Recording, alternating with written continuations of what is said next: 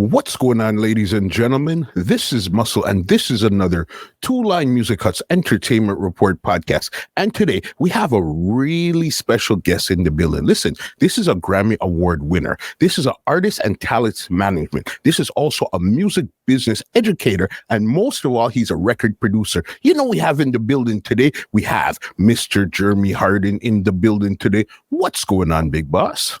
What's up, Sheldon? What's up, everybody out there? How you doing? Excellent. Thank you so much for joining us here on the Entertainment Report podcast today. No problem, man. It's an honor. I watched a few episodes on YouTube. High quality, very high quality. I love it. Coming from somebody like you, that definitely means a lot. You understand? I appreciate it, man. Let's go. What are we talking about today? Everything? Today we're talking about the journey as much as we could actually get in this conversation, because I know when it comes to you, you've done so much and you still are doing so much. So we're going to bring it right from beginning and try to bring it right up to 2023.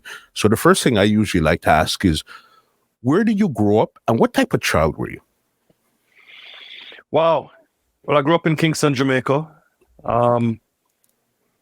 I went to music school here as a kid, as well as going to regular school. Used to go to music school on the weekends, on a Saturday and on Wednesday. It's now everybody knows it as the Edna Manley College of Performing Arts. Back then it was just called the Jamaica School of Music. I was in football as a kid, as most young Jamaican kids are. I played a little bit of cricket. Grew up in Upper St. Andrew, which is considered uptown in Kingston. I didn't grow up rich by any means, but my dad was involved in politics, and he was a senator, and he was attorney general, and my mom did horticulture, and entered competitions and did it as a business, and so we kind of grew up in that sort of background. I think that type of environment. Yeah, pretty much. I mean, the love for music, I think. Both sides of my family. I think probably from my dad, when he was in college or we at school, he went to McGill University and he used to sing back then, like, Sammy Davis Jr., like that kind of stage performance type singing. So he definitely, I think, instilled that love of music in me as a child. And when he used to carry me and my brother Zachary to school, he used to play CDs in the car on the drive to school. He used to play a lot of classical music CDs. So he, a big stack of CDs with shoes every morning. You know what I'm saying? We listen to Bach, Beethoven, or, whoever, Mozart, etc. I think that kind of helped shape a lot of that early musical stuff. But, my dad is a professional, as an attorney, and we grew up in that sort of background. Foreign service, diplomat. So we grew up going to a lot of events with luminaries and other politicians and things like that. So we kind of sort of had that background. So you were growing up. You were cultured. You got to see a lot of stuff that I guess a lot of kids growing up in Jamaica that time wouldn't get to see. Yeah, that would be fair to say. A good deal of exposure. As you would say, and meeting people from different cultures and going to a lot of events and, having to learn a lot of things about, I guess, just like decorum in general and politics, not in the sense of, actual politics in the government, but politics in terms of how to interact with different people at different points in time. Mm-hmm. It's kind of the definition of politics, to be honest with you, you know what I'm saying, and to get the best results. So yeah, a lot of that was sort of, I think, instilled in me for a very young age. From there, and even growing up, what did you think you were going to get into at that time there? To be honest with you, when I was really young, the music bug caught me from very early. My mom used to say that in order for me to brush my teeth, she'd have to get a musical toothbrush. You press the handle and it plays like a little tune. And she used to catch me. We had one of those old time record players in the house. What was it, like Gerard or one of those companies that make like a big cabinet this. And when you lift the lids on the top, you had the turntable in here, and then you had the receiver. And then you pull the drawers in the bottom and you could put all your records inside there. It was like a big piece of furniture. She used to catch me as a little kid going in there 2, 3 in the morning, and I'd be putting on records on the little on the turntable player. Like a 4-year-old. And he's like, "What are you doing? Go to your bed." I was just obsessed with just trying to hear music or things to do with music. So I think from a very young age, that kind of the music thing sort of got into me and which led to me asking to go to music school, learning to play guitar. And then by the time I was about 15, 16, I actually wanted to be a guitarist in a band. Like that was, you just asked me like, what did I want to be when I grew up? I think, my father is very well accomplished in his field. You know what I'm saying? Dr. Oswald Harding. So when you look at that, it's kind of hard for you to say, I want to emulate dad. Because you're just like, that's done so much in this field. I need to do my own thing. I think that drove it a lot too. So let me go totally 360, not the law, not the politics. Let me do music because I just really, really loved it. And I think I wanted to play in a band. We had bands in high school. And, played at the, school barbecues and things like that. And I played guitar in the band. But I like directly was saying to myself, I'd love to be in a band, be a touring guitar player. And I'm saying I'd be a musician. At that time. So even in school, you got into the band and all of those stuff there while you were in school too. Yeah, because a couple of guys from school actually went to the music school on the weekends with me as well. You know what I'm saying? So we're all like at the same high school, go to the music school. So we were learning, at the time we liked rock reggae stuff. So we used to play like a lot of The Police, and we used to play like, Aswad, Steel Pulse, Chalice, Third World, you know what I'm saying? Like that kind of reggae, Black Uhuru, reggae stuff, but like driving kind of reggae stuff, and we'd add more kind of rock elements into it, and that, Tears of Fears, bands like that, which we used to try to emulate and the covers of, and do some original stuff at the same time. A lot of Police influence too, actually. A whole lot of Police influence. So you were listening to reggae, and what type of other music were you listening to at this time here now? Because you said your dad would play the classical and stuff. Well, what type of music were you choosing to listen to? So at that time in Kingston here, we used to go and get records from local record shops. So there's one shop called Record Plaza, which was down on the plaza, and we used to go and buy records or cassettes. Or if we couldn't find it there, you'd have to wait for somebody who was going abroad, coming back from Miami or New York or somewhere, and ask them, could you buy, this record from me or this cassette? So it's kind of like what was available at the time. So it was a lot of, I grew up in the 70s and high school in the 80s. So it was actually lots of disco and post-disco music that we're listening to. So it was a lot of like Cameo, Slave, Evelyn Champagne King, Luther Vandross, Michael Jackson, things like that. And then on the other side, you had like the kind of more commercial rock stuff, like, the John Cougar Mellencamp and, when Van Halen came in, Jump, and what else was that rock record? Joan Jett and the Blackhearts, I Love Rock and Roll, things like that. So it's that sort of kind of, that era of that kind of rock stuff here too. Big Hair, that was the Big Hair era. Yeah, just like kind of just before the Big Hair, we got to high school, like, then, definitely into like, the Rat and the Bon Jovi and Scorpions and like all this kind of rock stuff. Definitely. And MTV was a big thing in Jamaica. Kids started to get satellite dishes at their homes, like massive satellite dishes that they put on their lawn, their parents put, or on the roof of their house, bro. I mean, looked like something you'd see on CNN, like broadcast satellite dishes. You know what I mean? And kids would be there programming the box, and we could get MTV. So what we used to do in school is that, I mean, you talk about like mixtapes and trading tapes, but back then the kids used to record. And I know this is a very uptown experience. A lot of people might be like laughing at it. I'm going to share the story the same way.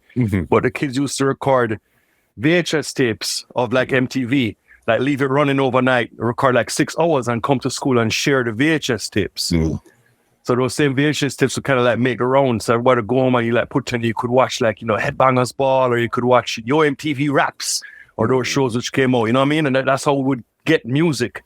The source for the dancehall music was from the street cassettes that you would find like in Halfway Tree and in other places like that kids would bring to school. So then they would bring street cassettes from street dances. So, you know what I mean? So you get, Metro Media, you know what I mean? And Roadstar cassettes and Jaro, Stone Love, like all those things, Exodus 4x4, Sturgav, you know what I'm saying? Like all these wicked sound cassettes, because we were too young and we had no access to going to actual dance, to be honest. Okay. With you. So we had that balance of like that lived experience of having that influence of the music from the States on MTV on one hand, and then also have the access to like listen to the cassettes from the downtown sound systems. And I think that sort of molded my entire generation of like all the kids who went to high school in the 80s pretty much, and maybe some of the early 90s, that their whole experience growing up here in Jamaica. From there, because I know you went through high school. You finished high school, I think, when you were 15. I finished high school at 15, and I went to a boarding school in Ottawa. So it's the equivalent of, like in Jamaica, we have sixth form, like after first to fifth form, and then we have sixth form, which is 2 years, and then normally you go to college, right? So call it grade 12 and 13 then. Is how the system would work. So when I left here at grade 11, quote unquote, so I went and did 2 years in Ottawa at a school called Ashbury College, boarding school. Nice experience, real boarding school, like how you think of, like, you know, you watch like Harry Potter the movie, like that kind of boarding school.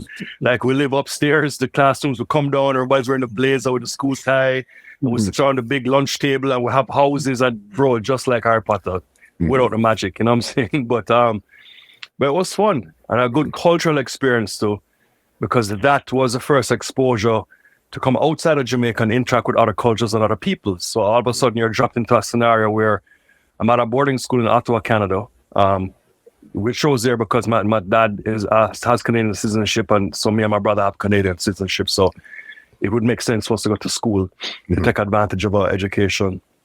And so you get dropped into a scenario where there's like 1,300 kids in the school and like 10 kids of color in the whole school, between boarding school and what I call the day students.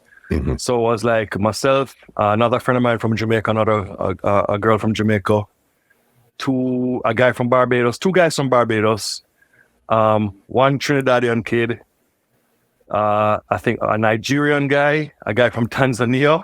Have I gone 10 yet? But this was just all little crew, you know what I mean? A couple Canadian kids that grew up in Barbados too, so they kind of knew the culture. My roommate was from the Bahamas, and he has Guyanese extract. So within the one little boarding school, we had all little crew. And then, of course, we're now interacting with Canadian kids and kids from the States, the US that came to Canada to boarding school, kids from Japan that came, kids from Mexico, South America. Musically, what it did, however, was bring together, like, this is the first real exposure now to this other kinds of music, different from the ones I've already mentioned. So this is now being in a dorm, in a boarding school, and you're walking down the hall and everybody's playing their own music in the hall as you're walking down. So you could kind of walk and listen and like pop into somebody's room and say, hey, what's up? And hang out and hear what they're hearing. So now all of a sudden I'm listening to Depeche Mode. I'm listening to The Who. I'm listening to Billy Idol. I'm listening to Talk. I'm listening to Talking Heads. I'm listening to Pet Shop Boys. Leonard Cohen. You know what I'm saying? Like, you know, and again, like all the other kind of stuff where I had to catch up on, like the Doors, the Beatles, like that earlier stuff, which is very much ingrained in North American kids' experience of the music they grew up on, but which in Jamaica you wouldn't grow up listening to the Doors and Jim Morrison. Why would you ever listen to that? Why would you That's too far? That's too far back. Yeah, way too far, and just culturally too different. You know what I'm saying? But that exposure, listening to all of that kind of music too, and at the time, hip hop had taken this turn where it got super interesting with Public Enemy. You know, Nation of Millions to Hold Us Back, and that kind of started. And the Public Enemy and Anthrax collab, and you know what I mean, so the strains of kind of like this early, really politically motivated rap music started happening too. You know what I'm saying? At the same time, so we're also listening to that, because the kids that listen to the punk music and Sex Pistols and stuff like that also listen to Public Enemy, because it's the same music at the time. It was the same teen angst, fight the system kind of music. You know what I mean? So it's a potpourri of musical influences, leaving Jamaica with my particular background, having that kind of uptown lived experience with the MTV, mixed with the grassroots stuff that we get off the street cassettes, and then coming up to Ottawa, and all of a sudden hearing, like, you know, all of this pop rock, classic rock music, punk music, all this kind of stuff. So, you know, it's a total, you know, mix and blend of all of these things that is shaping my musical experience, you know, up until the age of, probably up until 18, 19, 20, somewhere around there, still kind of, you know, being shaped at that point in time. And when did you actually decide to DJ? Because you said first you went into the band and stuff like that. So then when did you go from now band to wanting to become a DJ? I think what really happened is that even though I realized I want to be a guitarist, I think when I actually went to university, I got into McGill University, got to Montreal. One roommate actually played guitar, another one played bass. Mm-hmm. And, you know, we're there like kind of fooling around and stuff, but nowhere in sort of like a bigger city where we could go out and go to clubs and bars and hear people play. And I think at that point in time, you start to kind of realize that the level of musicianship at that age was much higher than I could accomplish or achieve. So I sort of said to myself, like, you know what, you love playing guitar. You're not really good enough though to kind of hang with these sort of, you know, band members, and like the musical vocabulary required to be a guitarist too. I mean, I was still playing catch up because remember I just learned about AC/DC like 2 years ago in boarding school. These kids grew up on it like from their siblings listening to it, or some of them maybe even their dads. You know what I'm saying? Mm-hmm. So I think at that point in time, Montreal definitely had a huge influence, because Montreal is a very exciting college party town, especially, you know, at that time. For sure. You know what I mean? It's very condensed. You know, one subway line up and down. You got Concordia, you got McGill, you got LaSalle College. So all of these students are converging in a very small footprint. Mm-hmm. So the nightclub scene was ridiculous. Like just strips with like bar going all the way up the strip, packed every freaking night. Mm-hmm. So it would be hard to resist that scene. And I ended up falling into that nightclub scene, meeting another person on campus. His name is Dave Wexler, big up Dave, who lives in New York, was from Manhattan. And Dave is the one that got me into DJing. Mm-hmm. And so Dave, when I was on the dorm, somebody said, you need to meet this kid who really loves reggae. You know what I mean? He's just a reggae fanatic. I went and met Dave, and Dave was one of these dudes like in his dorm room listening to like Scientists and Mad Professor and Lee Scratch Perry. You know what I mean? And, you know, heavy kind of dub stuff like mm-hmm. that. And my experience at the time, Jamaican kids didn't grow up listening to dub, definitely not at my age, 70s and 80s. We listened to dancehall and some reggae, but not really dub. So I would come and kind of get that education from him. And then at the same time, I was hipping him to the new dancehall stuff, because I was like, yo, bro, you ever heard about Tiger? And he's like, nah, who's that? I know Yellow Man. I was like, okay, this is the next generation of guys after Yellow Man. Do you know Shabba? Do you know? He's like, yeah, man, I know Shabba and whatsoever. So it kind of started from there. And we had frat parties at McGill. And for the fraternity houses would have parties. And he always said, like, he hated the music at the frat parties. He says, dude, we should totally DJ music at these frat parties. I'm like, I don't think about DJing. What are you talking about? He's like, nah, because he had like a turntable. He had a 1200 in his room. He had a cassette deck. And then in the dorm, they had like sound equipment for hall parties. But their sound equipment was like Serwin Vega boxes, bro, and like Newmark mixers and stuff, like real DJ equipment, you know what I mean? So you went and dug up that stuff. So we kind of cobbled together like a little kind of sound system that from the hall that we could walk around with and do frat parties. So we used to do the same, like everybody talks about the tape mixing, like when you cue up the cassette and put on pause and then release the pause button and then slide the fader. So we would do that. So we'd cue up stuff on cassettes, and we had one turntable. He had some vinyl, and we'd go and DJ these frat parties. So of course we DJ all of the music that the frat guys love to hear, you know, Luwe, oh yeah, you know what I mean, like all that kind of music, and Wild Thing, ding, ding, ding, ding. You know what I'm saying? But then he would like drop in like, you know, second Mr. Cat and work over and mash it up, mud up, and like, cause he loved dancehall and reggae, right? So we've been mixing like Super Cat with like with the trogs, bro, at like these frat parties. And the frat kids were like going crazy. And they're like, yo, it's reggae, it's wicked. So we're having a ball. Let's like messing with them. And of course, he was from New York too. So he grew up on his hip hop stuff. So then we'd also be playing like, you know, the bridge is over, but bye. You know what I mean? And we imagine that kind of party here in KRS-One, Super Cat, you know what I'm saying? And AC/DC, like all mixed into one frat It's house. A real mashup. Yeah, man. Our kids are going nuts. Mm-hmm. So that leads to him saying, dude, we should totally get a radio show. I'm like, what the hell is going on? So we had campus radio, CKUT 90.3 FM, big up CKUT in Montreal. That's my family right there. Mm-hmm. And we started doing fill-in slots on the radio. So he'd call me and be like, well, he couldn't call me. We didn't have cell phones. What the hell do we do? I don't even know. I guess he'd come to my dorm room and hit me up and be like, yo, we have, there's a fill-in slot I checked earlier at the station and there's a slot tonight from 2 to 4. It's like a Tuesday night, or you know what I mean? I'm like, bro, are you serious? Bro, we totally got to do it. I mean, we're in school, you know.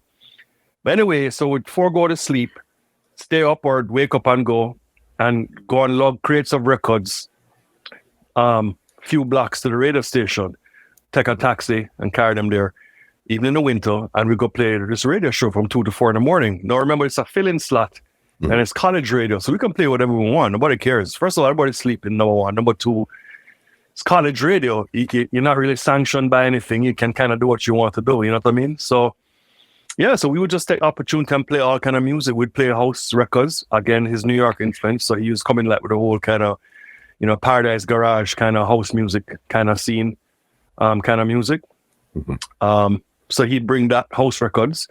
I'd go home at Christmas break, Easter break, summer, and I'd load up on the dancehall records and come back with the 45s. And he would come back with the hip hop as well.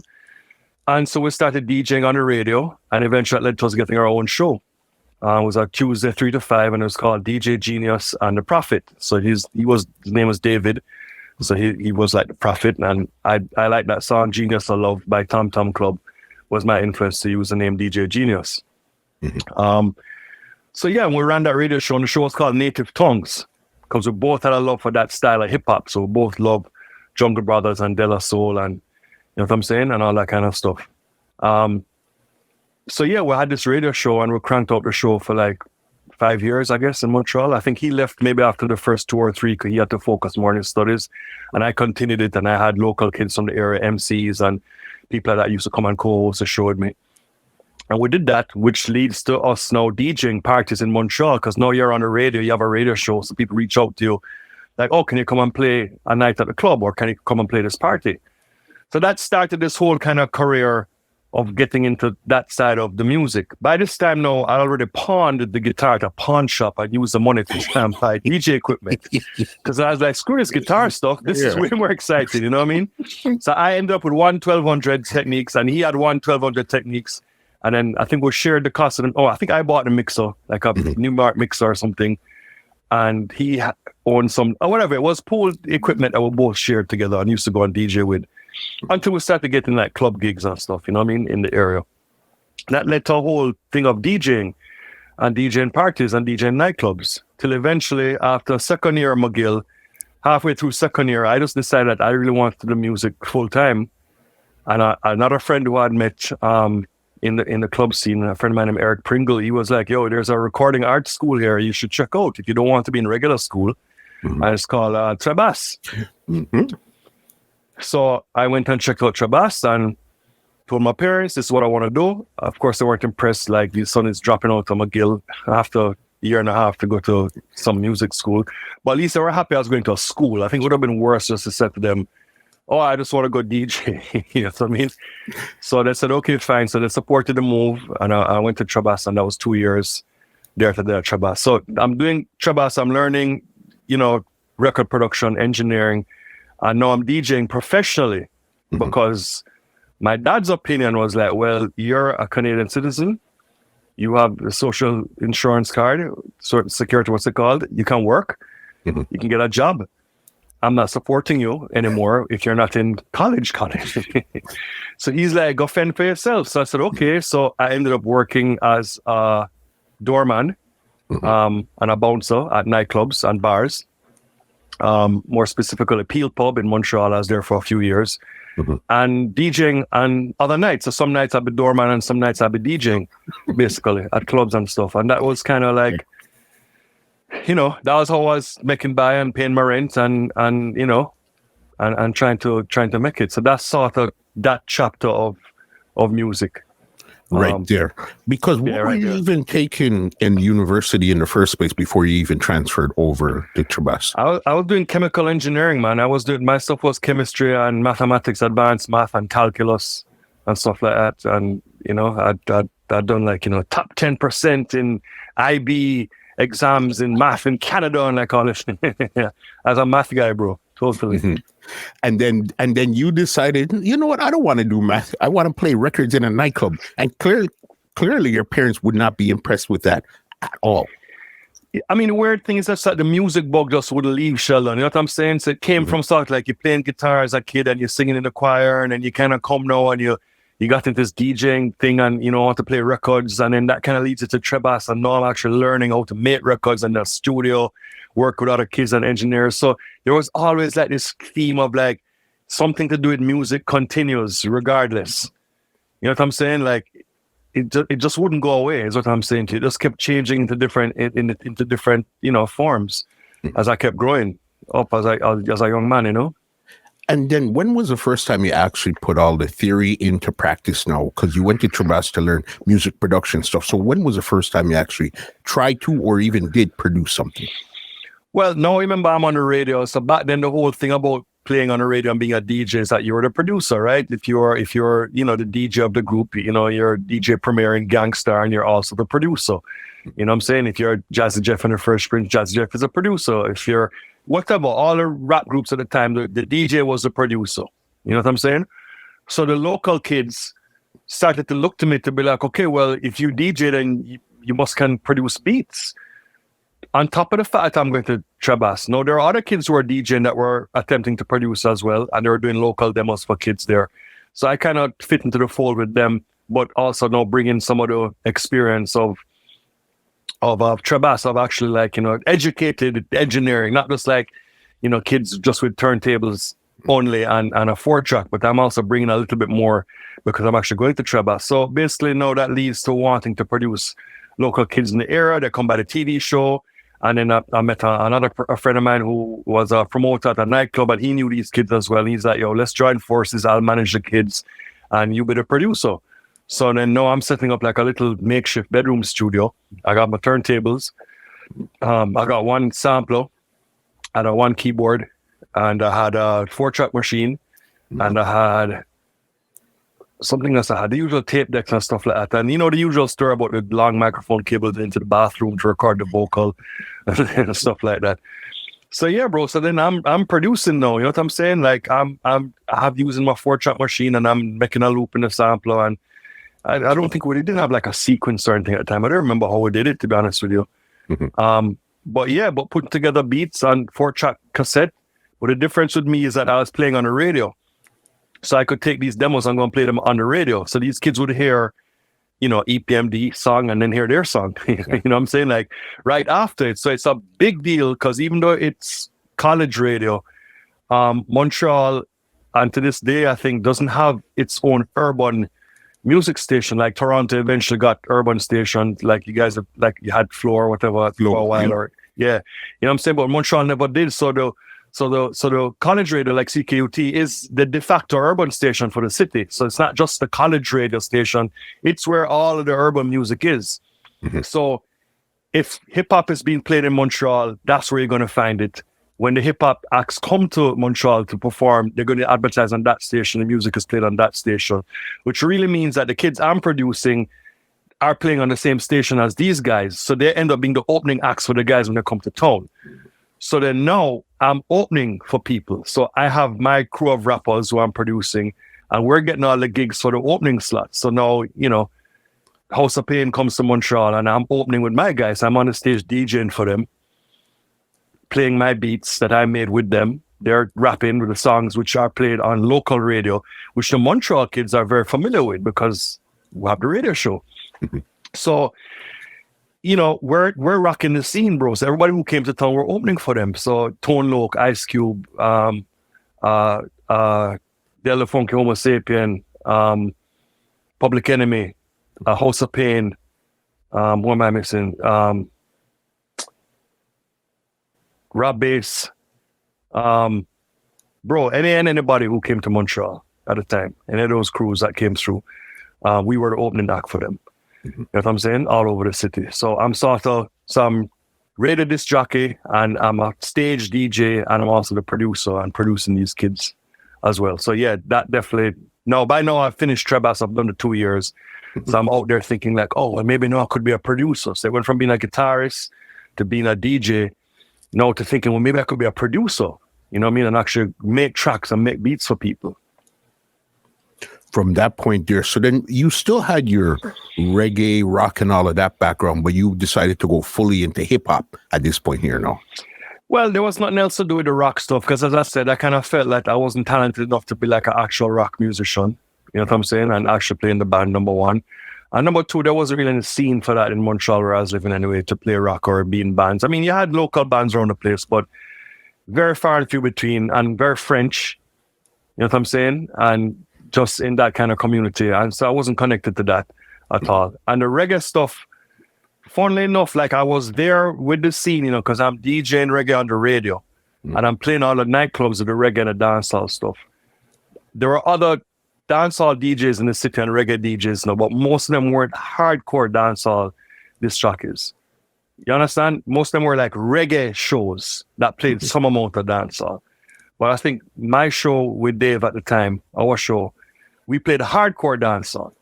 Like considered hardcore at the time, because I could come back to Jamaica and get the juggling records like straight out of Aquarius, and you couldn't find that stuff up there in Montreal. You know what I'm saying? So I could come up there and be playing, you know what I mean, like just the music that those guys couldn't get. You know what I mean? So it's not that I'd given up on the reggae or the dancehall, but that was sort of like my DJing life had the reggae and the dancehall, because I was kind of known as like the wicked dancehall DJ who him and his partner played dancehall and hip hop, and we'd do those parties. But as a producer, it was really working with hip-hop kids because, the few dancehall kids in Montreal, it wasn't enough to make a scene that you would have bothered to be trying to produce those guys, or they wouldn't get any opportunity to really go and perform anywhere. So it was kind of split. And then by this time now I'm in the club scene in Montreal. I'm trying to work and make a living. And to do that in the real nightclubs on the strips, you'd have to play house music. Mm-hmm.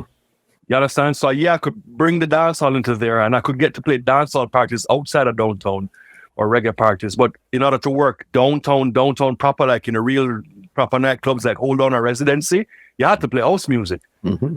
So now I'm DJing house, you know, as well. So what's putting food on the table is DJing house music in the nightclubs. What is the personal expression was like learning to be a producer and producing these rap kids. You know what I'm saying? And then like sort of like the urban base was to play the dancehall and the hip hop parties at the promoters. Unfortunately, bro, you know how this goes. Like, I hate to say it, but you know when you work with the you know the it's gonna sound bad, but we're just gonna talk the things, right? You work with the white French people in the nightclubs, they pay you on time and your money is good. You work with the West Indian promoters, like out in the burbs, bro. Like at the end of the night, you're boy, you want to say, you know. I'm supposed to give $100, but boy, brother, you know, said, man, them thief me at the gate. Like some big story always happens, bro. After you have logged the records out there, paid taxi, you and your brethrens.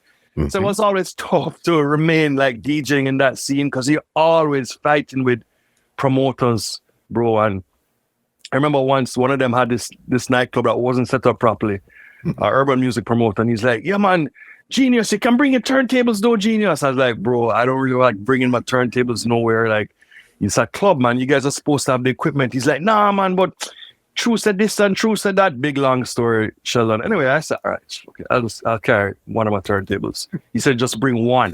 Mm-hmm. So I bring one. And the way they used to set up the DJ booths in Montreal is that they used to have the records floating in the turntables floating in the table. They'd cut out a square to put this turntable in, and they'd string up 1, 2, 3, 4 hooks at the bottom, like underneath the table, and use these big rubber bands and make like an X pattern like this. Okay, so you could take the turntable and rest it in the slot, and it would float on these rubber bands. The whole idea was that it's for the vibrations in the nightclub. So like when the bass is booming, like it wouldn't shake and the needle wouldn't bounce off of the thing. You understand me? Now, mind you can't like really scratch on cue records properly because it's floating on a damn rubber band, right? So, yeah, so when you move it with your hand, of course, it's wobbling and you're like, ooh, I'm trying to stabilize the thing. But those clubs usually played dance music. So those guys weren't queuing up and scratching nothing. They would find the cue or just kind of push and then, you know, sit down there and catch the thing and fade or whatever. Mm-hmm.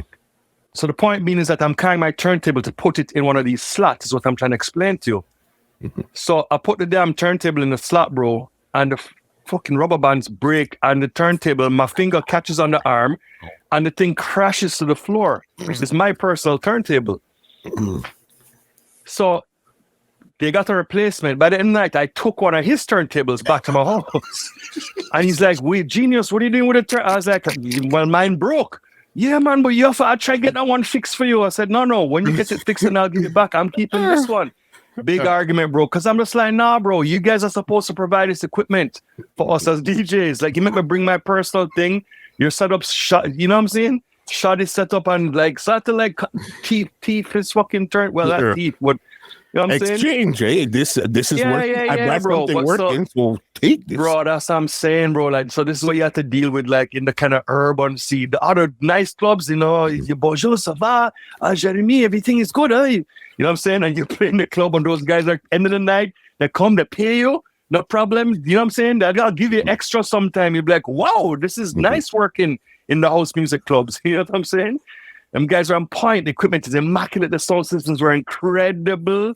You know what I'm saying? That technicians in the club, if something wrong, they call a tech guy, he'd run over and swap a turntable and do something. I'm like, this is a nightclub. Like, these guys, you know what I mean? A whole different experience, bro. Whole different experience. Crazy there. So you're doing your stuff. You're existing in basically 3 different worlds. So then what made you decide to move to Toronto now after your Montreal experience? You know, I love Montreal, and I always will love Montreal, and I was there for so many years, but it kind of felt like there was a glass ceiling at a certain point in time. I couldn't really get much further. I didn't speak French. I wasn't French Canadian. I wasn't white, obviously. And it kind of felt like there was nowhere else to go. And then the club scene was really heavily influenced by the LGBTQ community before it was even called LGBTQ. And if you weren't a part of that community as well, it felt difficult for you to kind of break through to the really upper echelons of the club scene or the music scene in general. And at a local record shop, I'd met a guy from Toronto named John Adams, aka John Bronsky, and he was working for Street Sound magazine in Toronto. And he also had a program on, me and you discussed this, right? The Master Plan show was on CIUT, I think. And he came in the city, and he was putting together a project on Canadian hip hop, and he was came to visit Montreal to try and check out the scene to see if there are any Canadian rappers that he could get demos from to put on his project that he was doing. So I met him at the record shop. We started talking, and the owner of the shop, my ex-brethren, Christian Pronovo, I'm name dropping in case these guys are watching stuff, bro. And they're like, yo, Jeremy didn't call my name.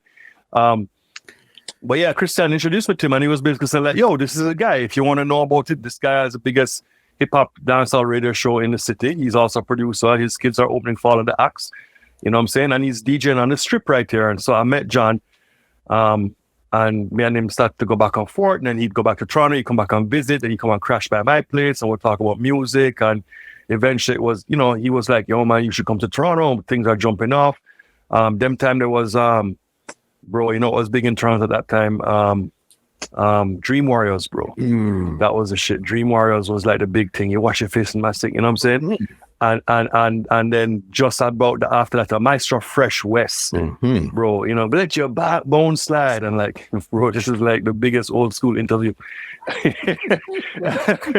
We're like, yo, what are these guys talking about? But yeah, man, that was a thing in the time in Toronto, like that was popping. So there was this feeling that something big was going to happen out of Toronto. And you should come there. You know what I mean? The Montreal kind of felt like, bro, you're a black guy who doesn't speak French in this city, and you're not gay. Like, there's no growth here for you in the music, in the creative space. So I followed him to Toronto and packed up and went to Toronto, and ended up at what I was telling you, DuPont and St. George, right? Right in the heart of the city. Yeah, bro. So I was there, and I was hoping to pick up from where I was in Montreal in Toronto. But I moved to Toronto, of course, nobody knows me. So I don't have any, like, I'm not DJ Genius. I don't have a radio show. I'm not playing clubs. Like, I'm not producing any kids. Like, absolute zero. And then I get to Toronto, and people are just kind of, oh, yeah, cool. It's John's roommate. This guy, he's from Montreal. And that, it couldn't go any further. We didn't have any internet. Nobody knew about things which are happening in other places. So a guy just knew about his city and what he was doing. You know what I'm saying? Especially Toronto is the bigger urban city at that time. So we're not looking towards Montreal. Montreal might be looking towards Toronto. Exactly. That's a good point. Good point. Exactly. So exactly. So they're kind of just like, okay, what's the deal? Montreal, big deal. So what? You know what I'm saying? was sort of like that. Which, in all fairness, I mean, you know, they were right because they were the urban center for Canada. So I ended up struggling in Toronto that way. So I ended up kind of like regressing. So I'm back working door, like at bars. I'm bouncing, bro. I'm working at a club called Whiskey Saigon on Queen Street West. You know what I'm saying? Like checking ID and stuff, bro. Like punching a clock as a doorman. And I'm just like, after doing that for like another year or stuff, I was like, this is not a forward move for me. I'd met all the guys at the time who were in the scene. You know, Big C and Thrust and, you know what I'm saying? Like all these guys. But it just couldn't move forward for me personally. You know what I'm saying? And my roommate, he was there working and he was working at Sony and, you know what I mean?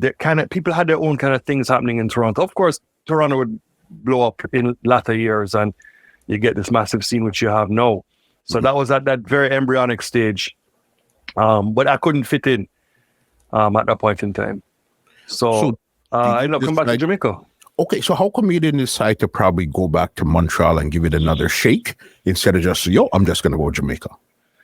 Because in Montreal, I said, I kind of felt I would reach the top of where I could reach, bro. I had that #1 radio show for like 5-6 years. I knew everybody in the city. I'd worked all the nightclubs from the urban clubs down to the industrial house music clubs to the warehouse club scene. I'd covered it all. I'd been on all the flyers. And we even got a deal with Sony Canada had some sort of Montreal thing set up there. A guy had a studio and he was signing acts. We got a deal with him and we're in a studio. We're trying to produce acts as well. And it just felt like it couldn't go any further. Montreal was it's a very localized scene, a fantastic scene, but a very localized scene. Like it doesn't export well, I guess what I'm trying to say. Toronto exports well, you know what I'm saying? All the hip hop artists and, you know, the Justin Biebers and like all those kind of people, it exports quite well. Montreal is very insular. You know what I mean? So you got people who are Montreal artists and they'll do well, but they'll stay within Montreal like forever. You know what I'm saying? No matter whatever genre that is. So it just didn't feel like going back there. Didn't really feel like it would have made any sense. And then to this day, a lot of the people in that scene, my friends, either totally switched jobs and careers, like it's no longer in music at all whatsoever. You know what I mean? And very few of them sort of remained. And the guys who remained, I mean, it's seen as still the same sort of scene. None of them really kind of like, Montreal couldn't be used as a launch pad, I guess. You know what I mean? For them to further their musical careers. To get to the higher level there. So then now you did Montreal, you did Toronto, so you decided to go back to Jamaica. So when you're going back to Jamaica, what was your intention going back now? Well, at the time, my dad was in politics and he was running for a seat and to represent an area. And my younger brother was helping him out in the area. And he said, listen, you should really come home to help us out here with the family. And my dad wasn't doing well at the time as well. He was ill, had a brief illness. And everybody was like, yo, you should come home and really need the help. And if nothing's going on for you in Toronto. So at that time, it kind of felt like the dream was ending in Toronto. I mean, like, I'm back bouncing the door, bro. You know what I'm saying? Like, stand up in the freaking snow, like, checking people's ID. I'm like, what the hell? I thought I'd passed all of this 5-6 years ago. So it sort of just felt like it wasn't... I think in my head, I always thought that I would return, but let me just go back to Jamaica for now, regroup, try to help out the family. You know what I mean?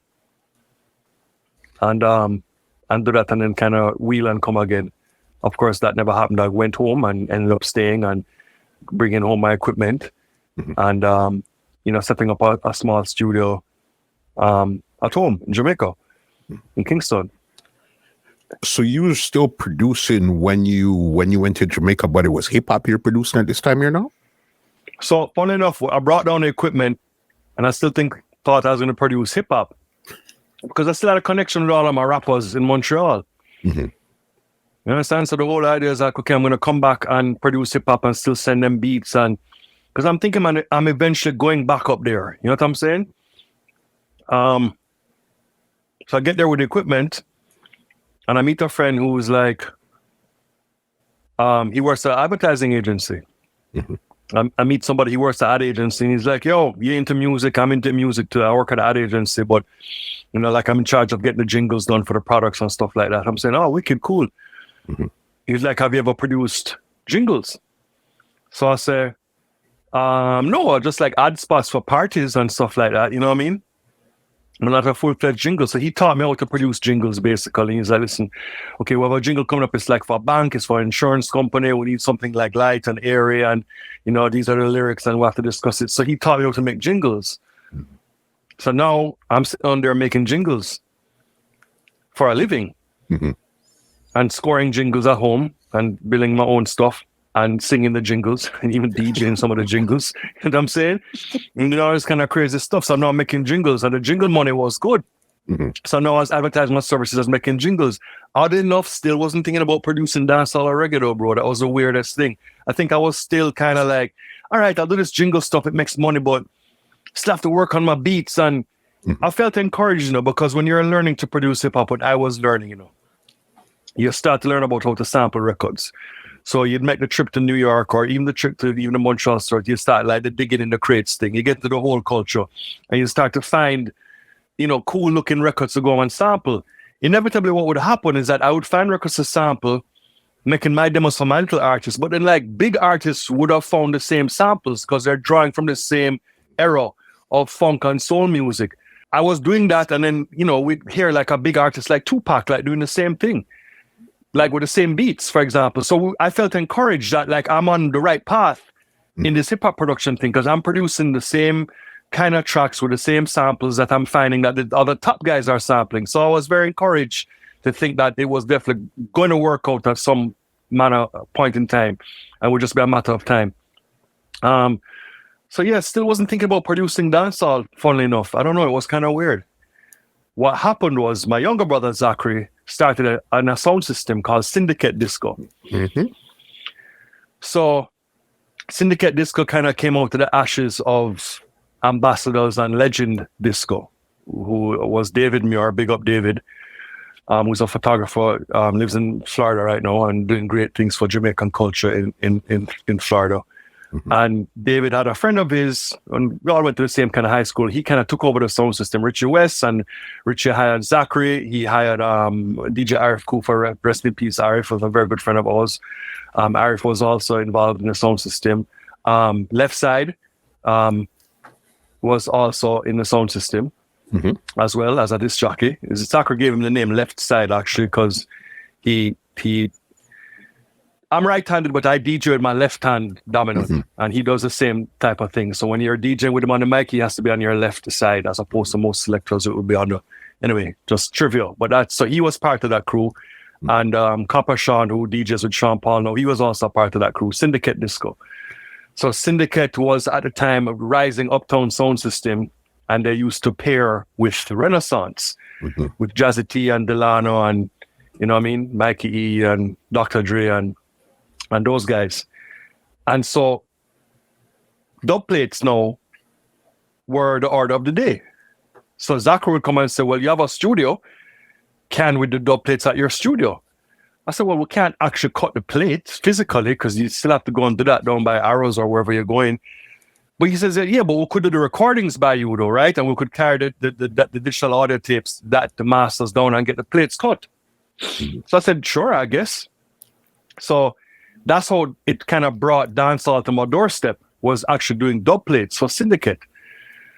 So Zach would find the artists and then bring them up to the studio. And then, you know, my thing was the first digital setup, like in Jamaica, a system called Session 8, which was made by the company DigiDesign, which is now Avid, which makes Pro Tools. So this is like a pre-Pro Tools. It's an 8-track version of, I guess, what would become Pro Tools.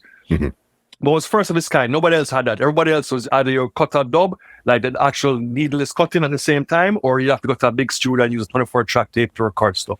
Nobody had digital recording in Jamaica. So I'm the first guy that ever had that on a hard disk, a computer. Sounds weird now, but back then it was like a big deal, bro. Like recording to a computer, this was like, what sort of wizardry is this? That's unheard of, boss. A computer? This is what you do to make music? Unheard of. Dude, that time, never. So that made the process of cutting dub plates super efficient, because now you could just ask me for a rhythm, and I just call it up on the screen and just drop it in and just be like, ready.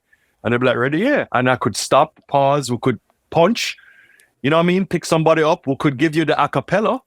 So you could leave and try and do your own remix with it or whatever. We could do, you know what I mean? There's so many things that we could do now, we're in a digital format.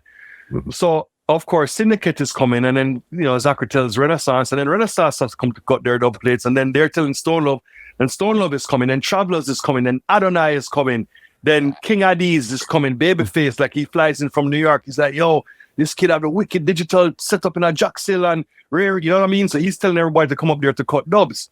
Mm-hmm. So now I'm dub cutting place, like really up in Little Uptown, but I'm meeting artists now, Sheldon. You understand? So now all of a sudden I open the door, here's Capleton, here's Elephant Man, here's Killer, here's, you know what I'm saying? All of these guys are now rolling through. Here's Monster Shack. You know what I'm saying? Like Frisco Kid, like everybody's up here to cut dubs, Spragga Benz. Mm-hmm. I would never have had access to these people, and people need to remember these times there's no social media, bro. You can't find people on socials. You can't DM anybody.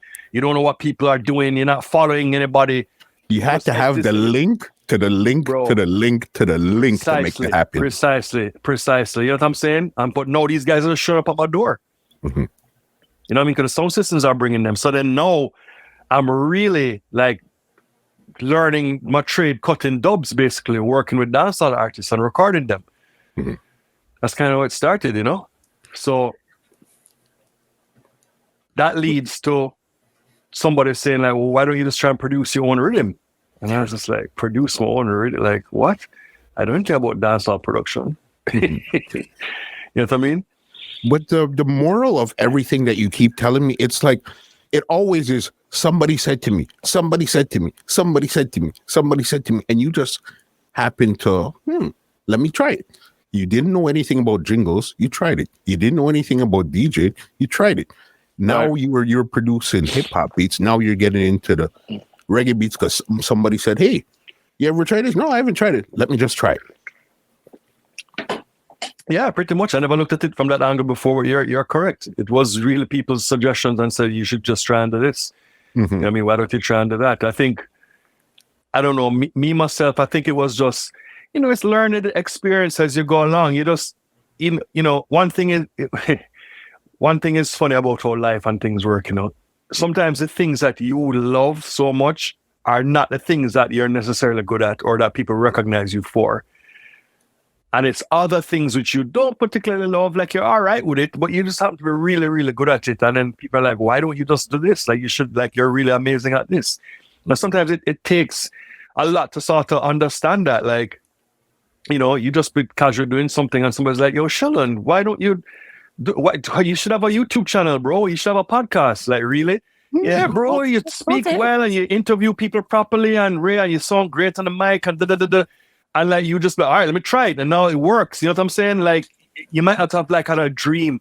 When I grow up, I want to interview people and have a channel on YouTube. You know what I'm saying? Like things. People and things and advice, and you just ended up where you ended up by listening. That's that thing, bro. So just allowing the experiences to be able to come to you, and don't be so close-minded to think like, no, this is what I want to do, and I've decided this from I was 8 years old. Mm-hmm. I want to be a guitarist, and I'm not changing my mind, and that's silly.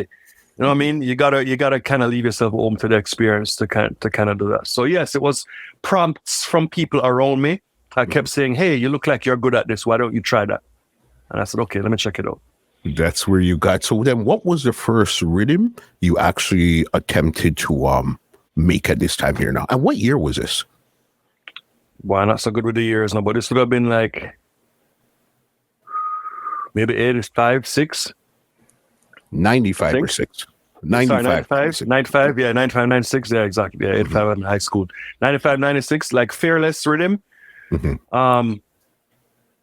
Which I don't know, it didn't really have any big popular hit songs, but if you're a Sean Paul fan, you'd know the song, Baby Girl, Don't Cry No More. That would have been the record. That was a Fearless Rhythm. So we had Sean Paul, we had Don Yute, we had, man, these artists are going to kill me if I don't recall everybody's name on a rhythm, bro. But that was like the first kind of attempt at doing a rhythm. And the rhythm itself, the songs on the rhythm weren't really popular, but the rhythm itself became a popular dub plate rhythm. Because I'm cutting the dub plates in my studio. So people like Renaissance Crew and them love the rhythm so much. They're like, okay, Jeremy didn't really get the premium records or the premium artists on it because I'm a young producer, I don't know anybody. But the rhythm is bad. So they would go and cut dubs on the rhythm, like from the big artists, and go play it out. So I think as a result, the actual rhythm got popular, the instrumental, more than the songs that were on the rhythm. You You know what I'm saying? Because people would use it and they would play it out. And, you know, specifically like Renaissance, I have to really give it up to, I mean, without Jazzy and Delano and Riddim, you know what I mean, the whole Too Hard Records thing and Sean and all that wouldn't have happened. You know But it was so the integral part of the story. That's what I'm saying. It was a perfect storm because Renaissance was a sound. Syndicate, they were there too. But you see, Renaissance was a sound that could play uptown, and Stone Love started to bring them downtown. So then they interjected their feel of what they were playing uptown, downtown. So then you had a different type of style. So whatever is going on somewhere else where nobody might be paying attention to, Renaissance is bringing it down to the man them now. Exactly. And the thing about it is we have shared experience now because we're all uptown kids, you know, between Jacksonville and Lady Musgrave and, you know, and yet we still have this love for dancehall music and dancehall culture. You know what I'm saying? So I think that's what helped kind of tie everything together. It felt more like a movement then. You understand? It didn't feel like we're just all alone by ourselves. It was a whole bunch of us. And we were getting recognized. And not only recognized, but getting accepted. And that's a big difference. So nobody was trying to pretend like, oh, we're going to act like we're a downtown sound or act like we're from the ghetto or wherever. It was like, no, we're just uptown kids. We like what we like. We listen to, you know what I'm saying? Hip hop stuff and the kind of MTV disco stuff and that type of thing. And we just bring it. Renaissance will just bring it and just play that kind of music in the parties downtown. You know what I'm saying? And myself and everybody else around me too. We just kind of enjoyed it. And we were accepted by it. I think that was the best thing ever. So the downtown sounds and the Stone Loves and the arts and everybody didn't snub us and be like, look, uptown boys are not about music. And they were like, no, man, these guys have a vibe. And, you know, Delano was like scratching and doing remixes and, you know what I'm saying? And dropping out those records and doing stuff which, you know, Butcher Banton, Murderer, Dubplate on Exodus, Bob Marley. You know what I'm saying? Riddim and stuff like that. Remixing, like I'm playing them down at House of Leo. And minds were being blown, bro. People are like, yo, what the hell is this? Butcher Banton on a Bob Marley Riddim. Do-doom, do-doom, do-doom, do-doom, murderer. You know what I mean? And the place was going wild, bro. So stuff like that Renaissance was doing. And poor people fed up and scratching and like all that stuff. You know what I mean? So it was definitely a blend of the cultures. It was an acceptance. And that kind of gave us more impetus to start to say, all right, let's move forward now, which of course led to the discovery of more quote unquote uptown artists. Well, when it comes to uptown, the first uptown representative we know as an artist would have been Don Yute. That was the first 100%. First one that we really knew about outside of the scene there. Trailblazer, trendsetter, Don Yute, 100%. Definitely. You know, how did you even link? How did you link with him? And I don't even remember specifically. I think it's just all kind of one link. We're like all there. We're going to the same parties and people know each other and people go to school with each other and, you know of each other. I just kind of connect. You know what I'm saying? Jason went to Wolmer's, I believe, and, you know, he was just there in the scene. But he was doing his thing before the whole scene started. Jason already made inroads into, like, you know, working with Sprague Benz and working with Stone Love and working with, you know, Dave Kelly and like all these kind of people. So he was there kind of blazing his trail. And then our thing kind of came along and we all sort of kind of grouped up together and kept the movement stronger. But I mean, listen, pound for pound though, these guys that have made it now, let's not get it twisted. You know, there is definitely no free pass for being uptown. It didn't help anybody's cause. It was one of the worst things that could happen to you. It was like a curse. You know what I'm saying? It'd be hard for anybody to recognize you and for people to take you seriously. All of those who kind of made it, did it on the strength of like their actual ability and stick-to-itiveness and drive. You know what I'm saying? I mean, Don Yute pound for pound was just a bad DJ, bro. Could just DJ against the best of them. I've seen him do it. I've seen him cut dub plates in the same room with like Cabra and those people and go toe-to-toe with them without a doubt. And people just be like, yo, fuck, you can DJ him bad. You know what I'm saying?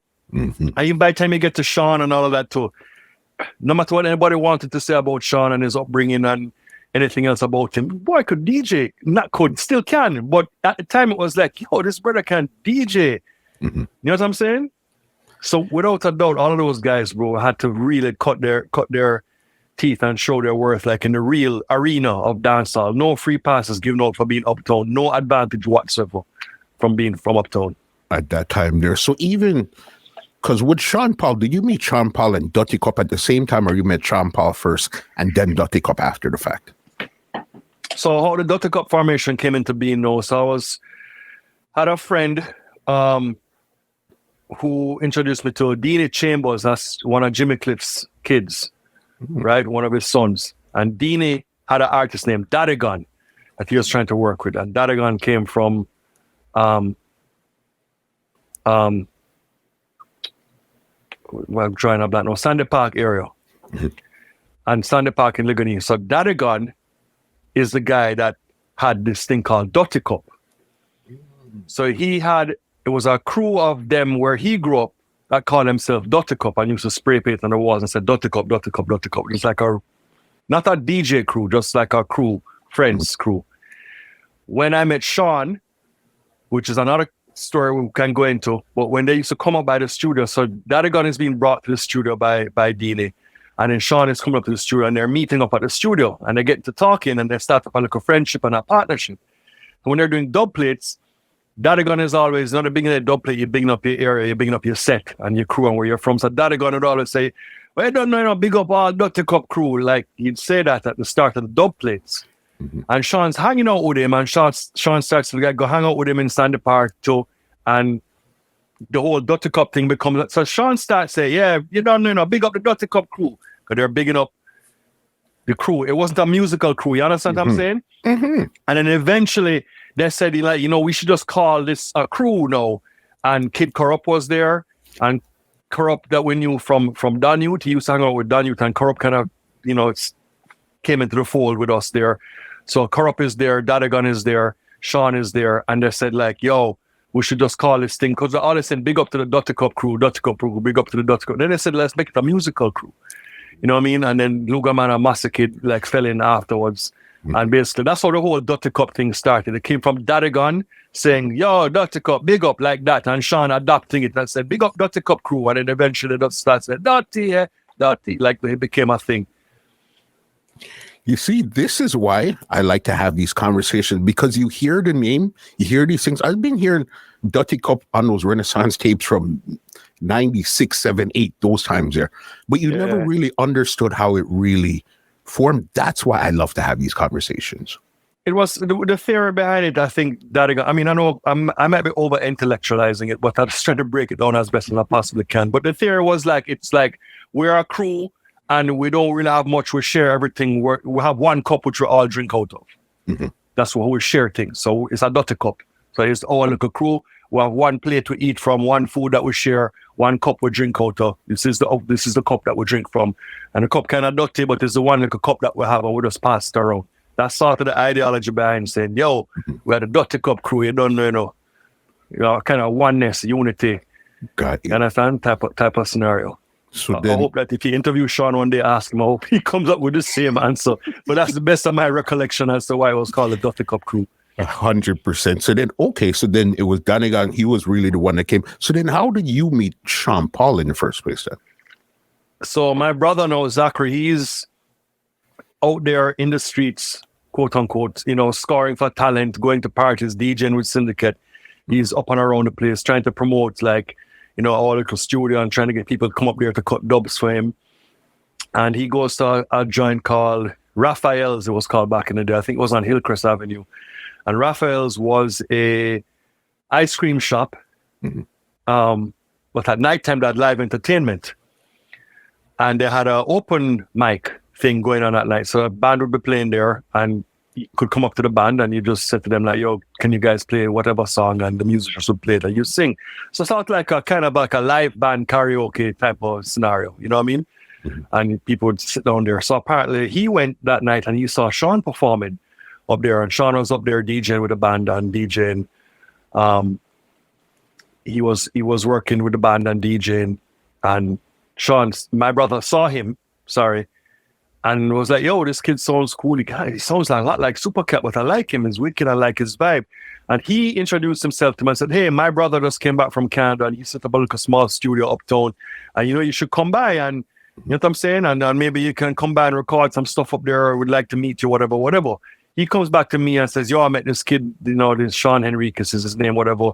He sounds a lot like Cathy. You should really meet him. I was like, all right, well, he can come. Remember, I'm not looking for an artist. I'm not trying to be a real producer. We're really cutting dub plates. because this is before the Riddim, you know what I'm saying? So I'm just like, all right, let him come, like, whatever. So Zachary was so excited. So Sean called the number on the card. No cell phones, but landlines. But Sean called the number on the card, and he showed up by the studio. So I met him, and he was like, all right, cool. And he's there hanging out, and our friendship built with him. As I said, by now he's meeting Rodigan, who's also hanging out up there. Mm-hmm. I'm not exactly sure how Lugan Massey got there, but they got there. It became a little hangout spot because you have to understand, you know, I'm like uptown Jacksonville. So I rented an apartment. I'm like on the corner of this building. I have a little small built-in studio there. I'm a bachelor. I'm in my mid-20s. And I have like the big screen TV with the Sega Genesis and the PlayStation, bro. So we're running like FIFA and Mortal Kombat and freaking Soul Calibur like all day. Like you could just drive up and just come into the door. So it's a hangout spot, bro. And we have a studio and we're into music. Bro. So all these people are like passing through, bro. So like you go and look in the living room and you just see like, you know, Lexus and Red Rat and Wayne Marshall and Sean but these are before their big names. You know what I'm saying? And like dudes like just behind that playing FIFA.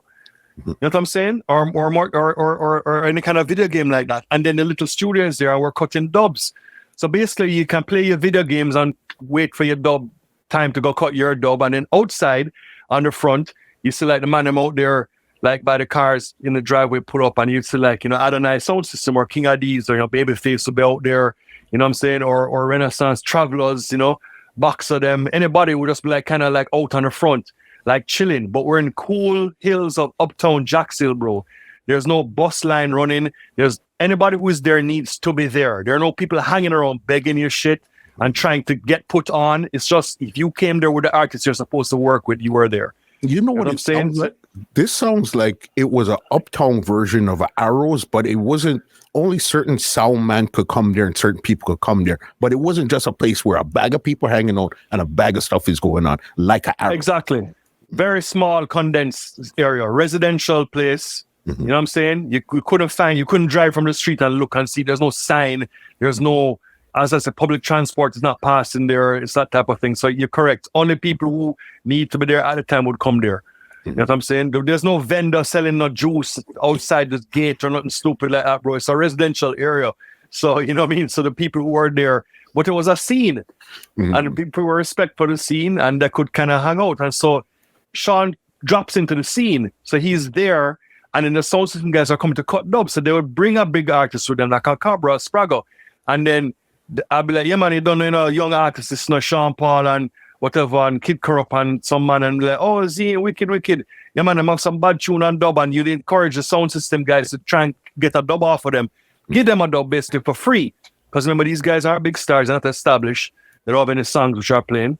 Mm-hmm. But, you know, if you had a good dub record, like a Killer Sound dub or something, that would still play it, you know what I'm saying? So, you'd encourage them to cut dubs from them. So they'd get a shot to do a dub, is what I'm saying to you. So now they're up at the studio knowing that if I hang out up here, I could end up doing dubs for Travelers or dubs whichever sound system. You know what I'm saying? And that's how Sean got put on, by doing dub plates for popular sound systems at the time would pass through the studio. King Addies, Babyface was really his champion. And Babyface was the first guy to carry Sean to New York to do a show and was playing all these crazy Sean Paul dubs, bro, really pushing Sean in the early stages. And I'm saying big up to Face for that. Lion Face, as he's known by now, not Babyface anymore. But yeah. So it kind of started from there. So a sound system thing out of a dub plate thing. Me meeting Sean coming up there, he's hanging out. He's there every day. You know, we're on in this scene every day. I'm working, I'm getting my props as a producer now in the game, you know. So I am bigger than everybody else in the scheme of things. You get me? Because I have like a release out, so I have records out. So you understand me? So like I'm the producer, I own the studio. You know what I mean? So these guys are just the kids, you know, trying to rise underneath me type of thing. Just hanging out there. So then now you did Fearless. You said it did okay. It's a Riddim itself more bus on dub plates. But I think your second Riddim now, this is where we get into PG.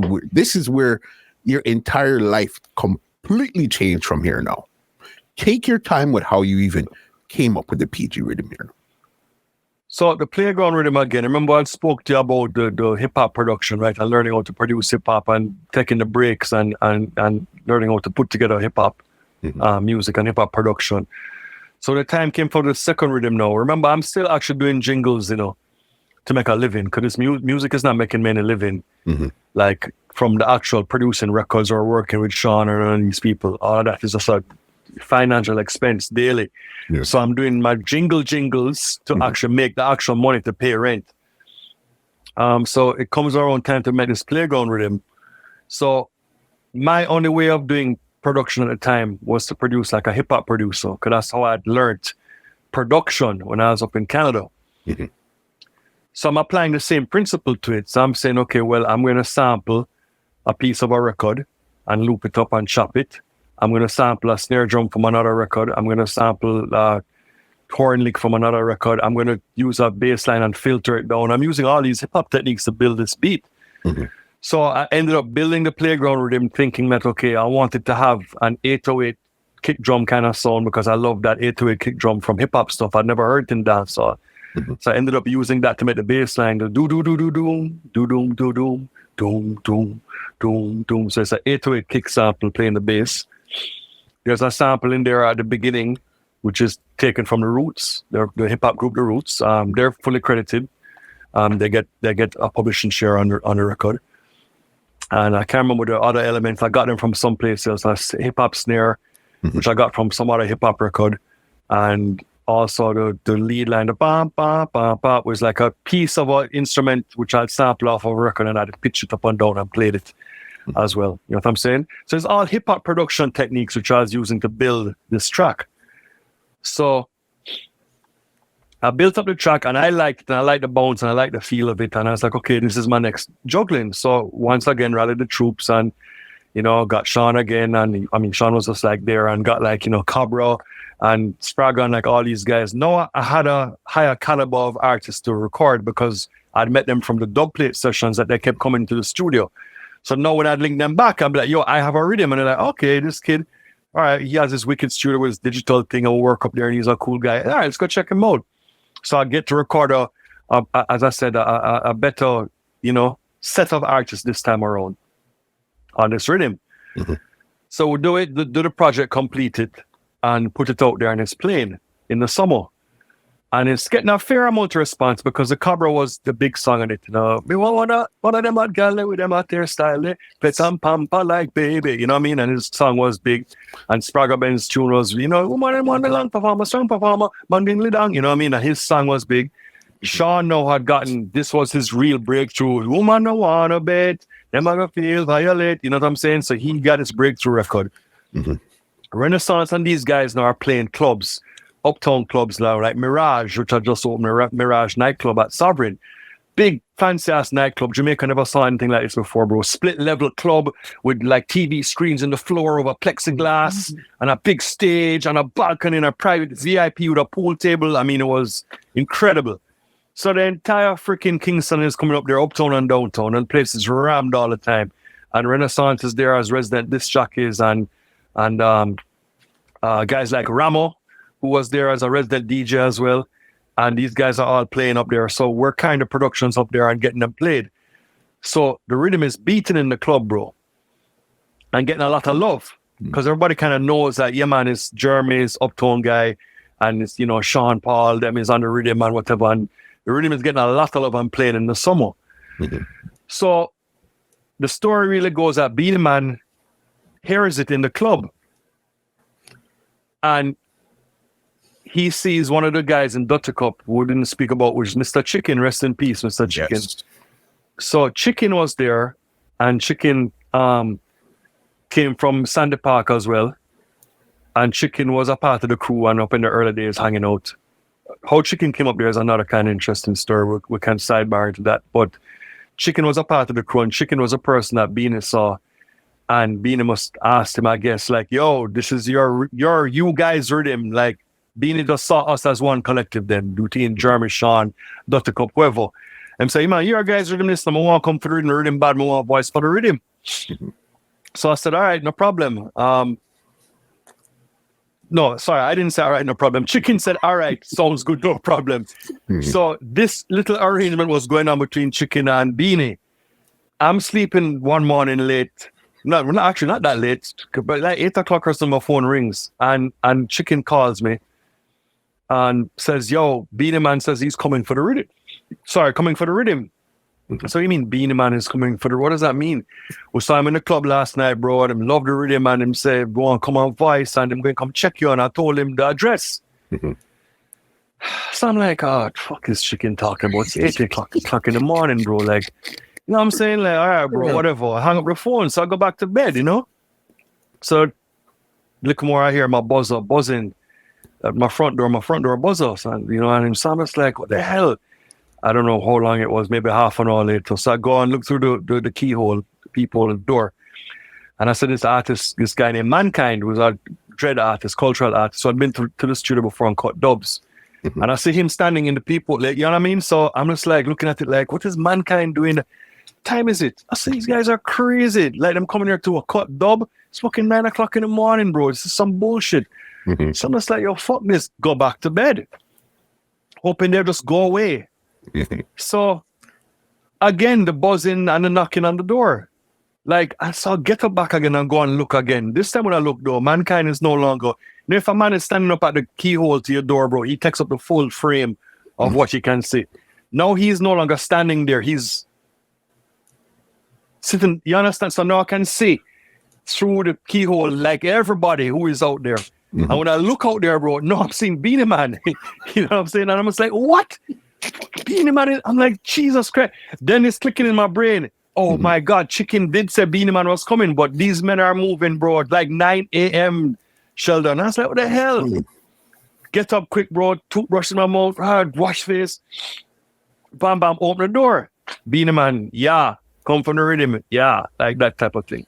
You know what I mean? So I'm like, okay, cool. Remember, I'd never met Beenie Man before. This was like, this was the first time meeting him now. Bro, this Beenie Man was the biggest artist in Jamaica by far. At that time, he was outstripping Killer. He was like the fucking man, bro. Never met somebody like Beenie ever. You know what I'm saying? So I'm freaking out. So I run quick, let them in, whatever, turn on the studio. And I had an instrumental of the Riddim which I'd made, put down. So I said, let me just load up the instrumental because I don't have time to load up back my little 8-track system. And you know what I'm saying? And balance back the thing or whatever. Let me just do it like a dub plate is what I'm thinking. And then I'll go back later and I'll take the vocal and put it in the rhythm and mix it and do all of those things. So I throw up the beat, dub plate style, and set him up just like I've been doing a dub plate. And he did the song in like 2 takes, I think, or 3. He had the whole thing mapped out in his head already. He had been rehearsing the song, practicing it, whatever. So he just did it. And like an hour later, it was kind of done. By that time, however, you know, Chicken knew he was up there. Sean knew. So no, everybody's back up at the studio, excited. Because remember, if Beenie Man is on the Riddim now, that gives the Riddim new life, which means for them as young artists on the Riddim, they're going to get more airplay. So everybody's excited. And I'm saying that Beenie is going to come on the Riddim. So yeah, that's how Beenie Man ends up recording Sim Simmer. That's wild, eh? Who am I? That's crazy right there. But even this ties into another artist because this is where they got their big break too, was Mr. Vegas. So Mr. Vegas was a singer that used to hang out with Don Yute. Don Yute was trying to break him into the scene. And Don Yute was carrying him everywhere to every studio, to the dub place. And he was trying to bust Vegas basically. And he was used to, and back then, of course, the singer-DJ combination was super powerful. So, you know, Dutty Cup had a big hit record with Wayne Wonder. Excess amount of loving, excess amount, chubby-doo-bop, wop, you know what I'm saying, for Dave Kelly.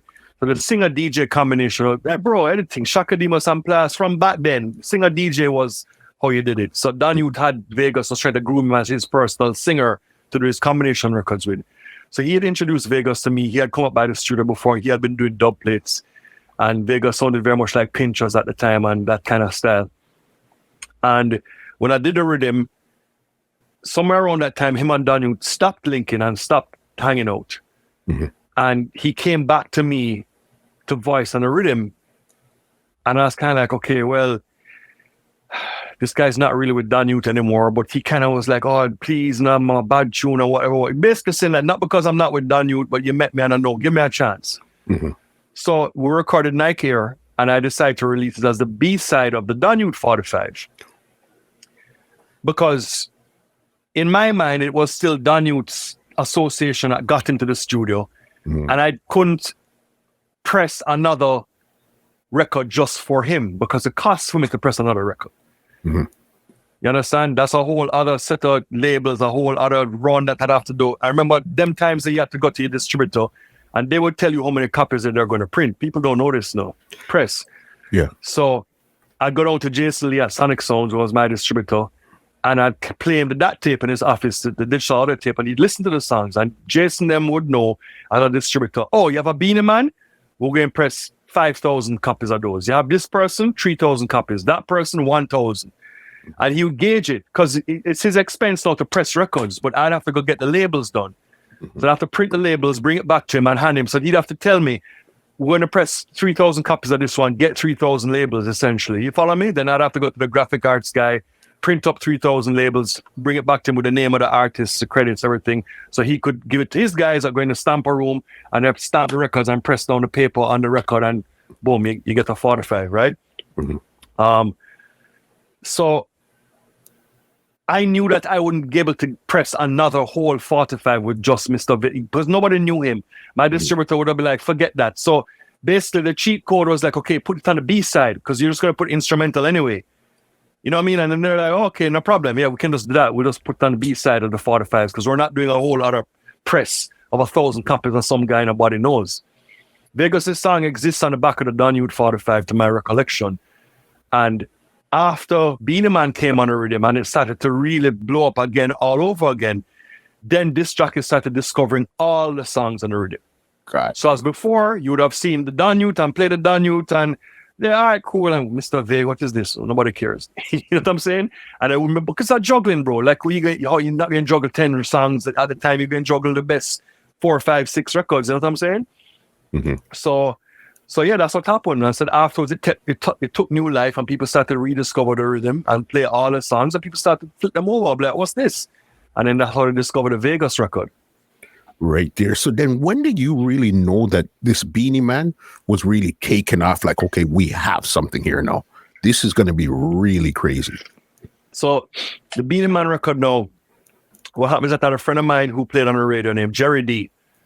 And I think it was our Jerry was playing on. And Jerry D went to the same high school as me and stuff. And he's had a very popular radio show. So when I first did the Beenie Man record, I had it on the DAT tape. I keep saying digital audio tape because I don't know if you viewers know what the hell is a DAT tape. They kind of Google it. But, okay, so what a DAT tape as a master. So I called Jerry when Beenie Man had recorded and said, yo, I have another song on the Riddim because I'd already given him the 45s and he had shown it love. He's like, what you have? I said, I have a Beenie Man. What? You have a Beenie Man? Like, how did you get a Beenie Man? Yeah, man, bring it for certain. So he says, okay, fine. So I go down to the radio station and I carried that tape. So he's like, young producer Jeremy Harding, he hit us with this playground rhythm, man. We all know the Sean Paul and the Ray, and but we have a new song on the rhythm now, Beenie Man. This one is called Who Am I? So he plays it and then pull it up and then play it again. So I'm at the radio station. So he's like, yeah, man, this bad man, wicked. I was like, okay, yeah, man, thanks for the love. Man, I appreciate it. I was like, all right, cool. I said, when the 45 comes, I'll bring you a copy. He's like, no problem. So I'll go home. This would have been about maybe 9 o'clock in the night, I think, right? So I don't remember what day of the week it was, bro. Thursday, Friday night, something like this. So I go home and I'm like chilling at home, whatever, doing my normal thing. So he calls me like at 11. So I'm like, what's up? He's like, yo, are you near a radio? I said, no, I can't be. He says, go turn on your radio. So I go turn it on. And he's still playing a record 2 hours later. Kidding not. Like playing a record, pulling it up, taking ads, talking. Pulling a record, playing it up, taking ads, talking. You know what I'm saying? Like 2 hours, bro. On the same one song.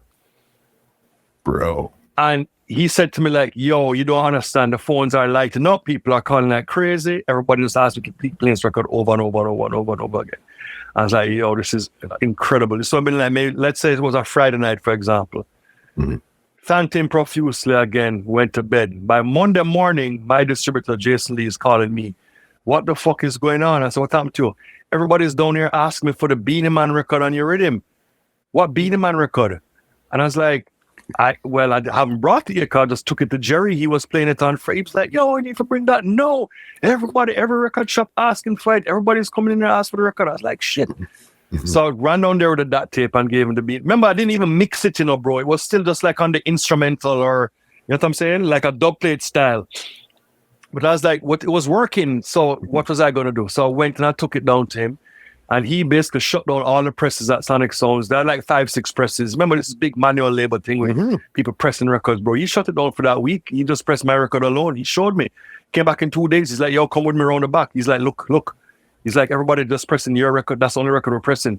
Nobody else's song are we pressing this week. The orders are going through the roof for this record. You know what I'm saying? So I was just like, wow, this is insane. And so the 45s were pressing like mad. And within like 2 to 3 months, I would say, I got a call from David Rodigan, who I'd never met, obviously, and never knew.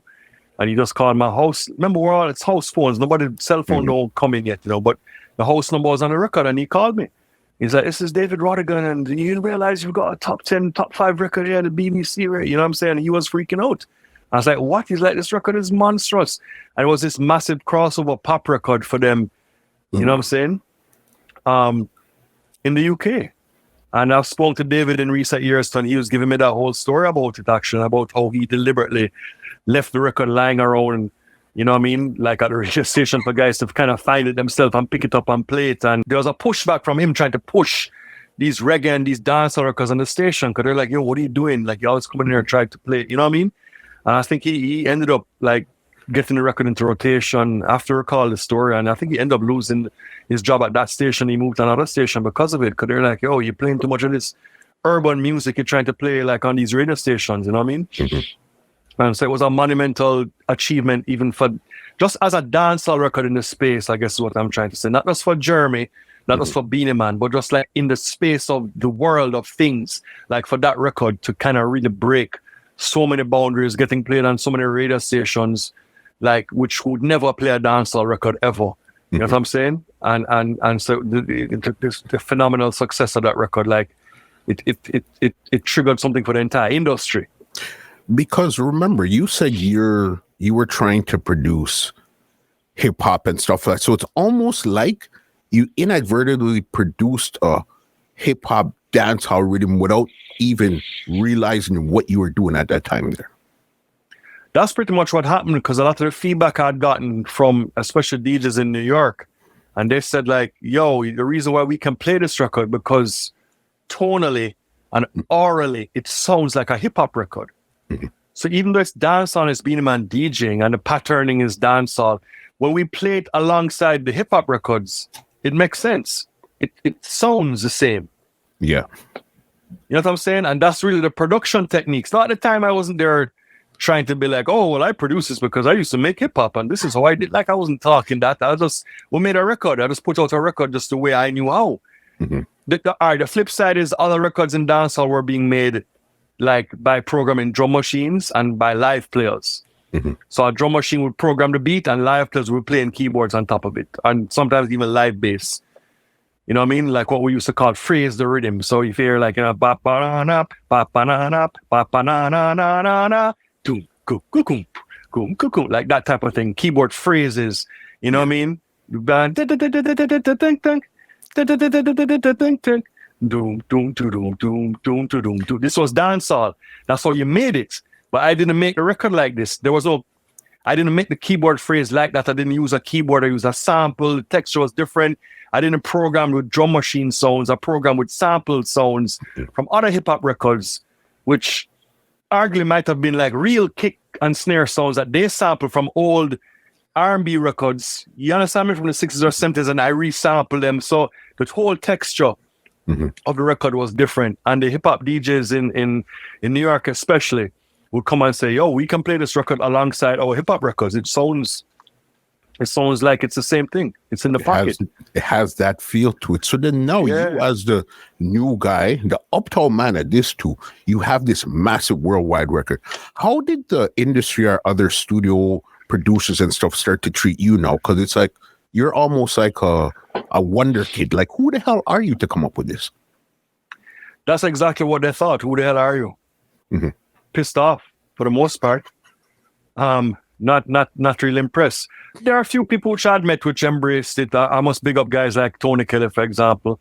And I always looked up to Tony as like my dancehall producer who I loved more than anybody else. Loved as a creator, as a producer, and loved his sound. You know what I'm saying? So those guys were supportive once they met me. Some people like that, but a lot of them weren't. A vast majority of them were not supportive at all. Because they see it as like, one place that we're eating food from, and who are you to come in here and just be eating this big food? You know what I'm saying? Why do you get this big monster hit record? We've all been doing this stuff and trying for so long. What makes you get this big hit record? Pissed them off. The success. Why should you get the success? I had a journalist interview me and Sean once and said, why are you guys in music? And we're trying to, give some answer like, I went to the school of music when I was a kid. And she's like, no, you went to college. You could have a real job somewhere else. Like you're taking up the space of somebody who needs to be in music, like to make that's all the way they see it, like music is a vehicle just to uplift. You understand me? People like out of their circumstance. So it has nothing to do with your talent or your drive. Zero. That's not how they see it.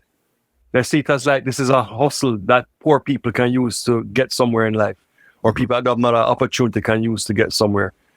So yeah, that's all fine and good that you're a musician and you went to recording school and you can engineer and whatever, but you have other options. Sean used to work at the bank at CIBC. The bank, you know what I mean? So there's basically like, well, you could just go work at the bank. Why are you DJing? You could just keep your bank job. You understand what I'm saying? So that was the kind of way that they looked at it. So it wasn't a very forgiving process by those people. The people that embraced it were the artists more than anybody else. Not the producers, not the media, certainly not the press. The artists. The artists saw it for what it was. We had a relationship with the artists. Artists used to just come hang out by my studio. Buccaneer, all these guys just come hang out, even if they're not doing any work. They just like the energy, like being around me, like being around us making music, like being around Sean them. Artists used to come up there and bless up Sean all the while, bro. Roundhead them and Frisco and all them guys used to come and give him encouragement. I said to him, don't make anybody tell anything. You're a bad bumper clock DJ. We rate you, we respect you. Go on to your thing, Yute. You know what I'm saying? And Sean would take that blessing and like, for real. Because if not, you pick up a newspaper and, uptown kids doing dancehall, what the hell is wrong with them, blah, blah, get them out of this thing. You know what I'm saying? That's what that's what was printed in the newspaper at that time, there, boss? They would print stuff like run an article and call it Uptown Rebels or some rubbish like that. Norbrook's Finest, and put little captions on the pictures. One journalist did that. I was like, why are you? I give it an interview and you just should be happy to get the exposure. I'm like, you're clowning us, bro. Norbrook's Finest. What the fuck is that, bro? Like Brooklyn's Finest? No DJs come out on Norbrook. No music. You're clowning us. You know what I'm saying? Like some dumb shit that they were on, bro. Like that's, You know what I mean? It was rough, man. It was rough. Especially, and we'll go out places, social me and Sean will go places, and all our friends that went to school, they're kind of looking at us like, these guys are in music, why would you do that? You know what I mean? Like, oh my god, you guys are actually like friends with like Elephant Man, like what's he like? You know what I'm saying, bro? It was terrible. They're making fun of Sean, Dutty, ha ha ha, and laugh at him. You know what I'm saying? Because they just clown us like, what are you guys doing? Like, why are you hanging out with like these downtown music character people? And it's where the social, listen, and they might enjoy the music, but they don't want to associate with those people.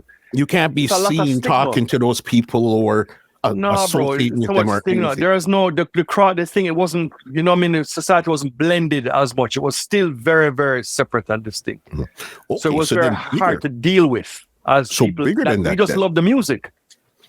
What do your parents now think about this, now that you're fully immersed in this dancehall culture with these, I guess, the Elephant Mans and the Beenie Mans and these? What do your parents now, the politician, the lawyer, what are they thinking about this? They didn't really know about that. What they knew was that I made jingles. They knew I was putting out records. But what they knew is that I stopped coming to them for money. You understand? So I was supporting myself. I was paying my rent. Yeah. You know what I'm saying? And like, I bought a car. You know what I'm saying? So they're just like, okay, well, good. You're supporting yourself and you're doing your thing. They weren't really aware when it really got big, bro. When Sean got signed to Atlantic and went gold and platinum, then everybody knows. Then the attitude changed. And it's like, it's success. Then everybody's proud of you. Your uptown friends are proud of you. You know what I'm saying? Your parents are proud. Everybody feels that you've kind of gone to that level, you know what I mean? Mhm. But at the time, no, I think they're just happy that I was just making my own living, basically, and not struggling. And not doing your thing. Good. So then now the fight starts with some other producers. I guess the industry, they didn't really like you. But now you have this monster hit with Beenie Man, with Sean Paul, Vegas, and all of them, his first song. So what was your next move? Did you start to more say, okay, lean into Sean Paul, or you're looking to find more rhythms, to find more hits? Well, I was still making more rhythms, but I think what started to happen is that I'd gotten success with some songs on the rhythms, like Elephant Man, Log On, by the time I did Liquid Rhythm, Liquid, yes. And Tanta Metro, then the Sean and the Beenie Man, the same Who Am I record too. But what started to occur to me was that I was finding hits with these artists. I, as a producer, knew how big the records were. They were charting, they were playing on radio, they were in massive rotation, but yet the artists them couldn't rise above their stature. Like for as big as the Elephant Man record and the Devante and Tonto Metro record was, I'm saying these artists need to be bigger. You can't have a song in rotation playing, and also people watching this interview right now, what the hell's rotation? So we're talking about how many times it would spin on the radio. That was and the this primary. is like a Hot 97 and these big commercial radio stations here. Yeah, man. Power 96 in Florida, or like the Hot 97 or 99 Jams, or any of those kind of stations at the time. Even like Z100 in New York and those things, but the rotation that you're getting on the record was so huge. You're getting rotation that pop artists and hip hop artists got. You understand? Your song is playing 60, 70 times a week on rotation. So, like, the simple math then, 60 to 70 times a week. That's 10 times a day on the radio. So imagine being on your radio dial and you're hearing a Devante and Tonto Metro record play, or Elephant Man record play, or Beenie Man 10 times for the day. Get in your car, you hear it at 9 o'clock. You hear it again at 10:15. You hear it again at 11 something. You hear it again. That's a hit. That's a smash hit record, bro. What are you talking about?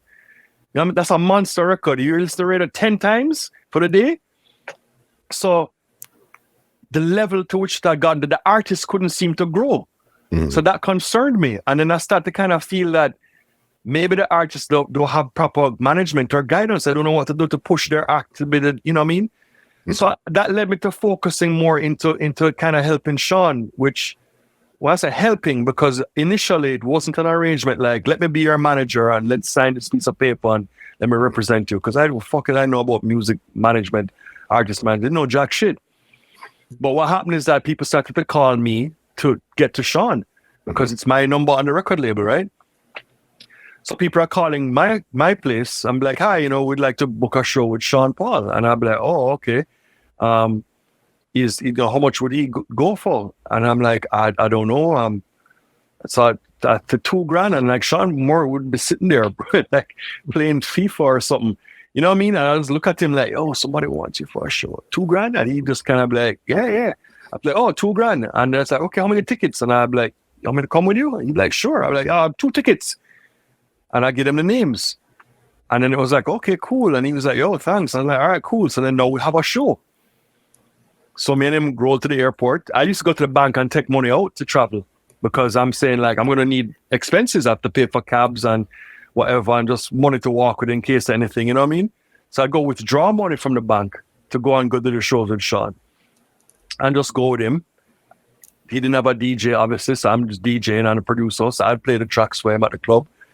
So I'm going on, I'm acting as a bodyguard. I'm acting as the guy that took the bookings. I'm acting as the DJ, as his brethren, as everything, you know what I mean? So I just started going and doing shows together, and he'd get paid, and I wouldn't even really take a commission, I don't think, out of it. Like, for a $2,000 show, what would I be getting? That 20% would be $400, but it probably cost me $600 just to go on a trip. You know what I'm saying? So it was very informal when it first started, but that eventually just worked into me representing him. I was just a person people were calling.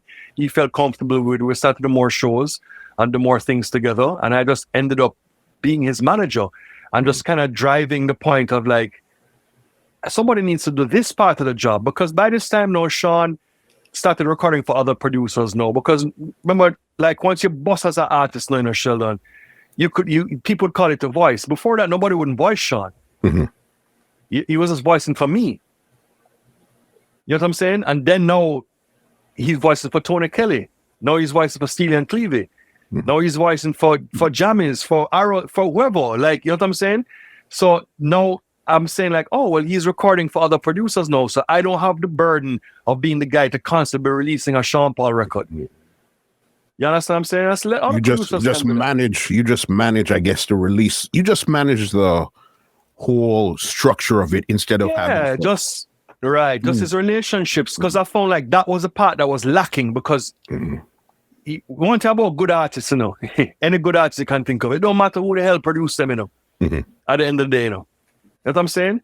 Yeah. Good artists have got Jay-Z has had tons of different producers that produce him, bro. You get hits out of anybody. Not just Timbaland, not just the Neptunes, not just, you know, whoever, Just Blaze, whatever. They produce, they work with anybody. Beenie Man hit records with everybody. Cartel hit records with everybody. Bad artists are bad artists, bro. Yes, it does help when you have super producers working with and people who can guide the process. I'm not saying no, not diminishing my own craft, but wicked artists are wicked artists.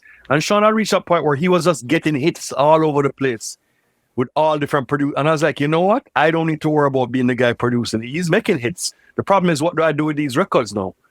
How do we correlate them into something that makes sense? Or do we try and do an album project? You know what I'm saying? Are we trying to get a deal? What are we trying to do? What about a show? Let's put together a show. Like, let's record all these records. Who's going to supervise him putting together a show and getting a band for him and finding a DJ to go on the road? Because no, I can't go on the road as a DJ anymore because no, I'm acting like management. I need to be, you understand? Answering emails and phones and faxes and stuff. That's wild, because I'm going to bring you back to Toronto now. Because remember, you came in and was nothing really going on.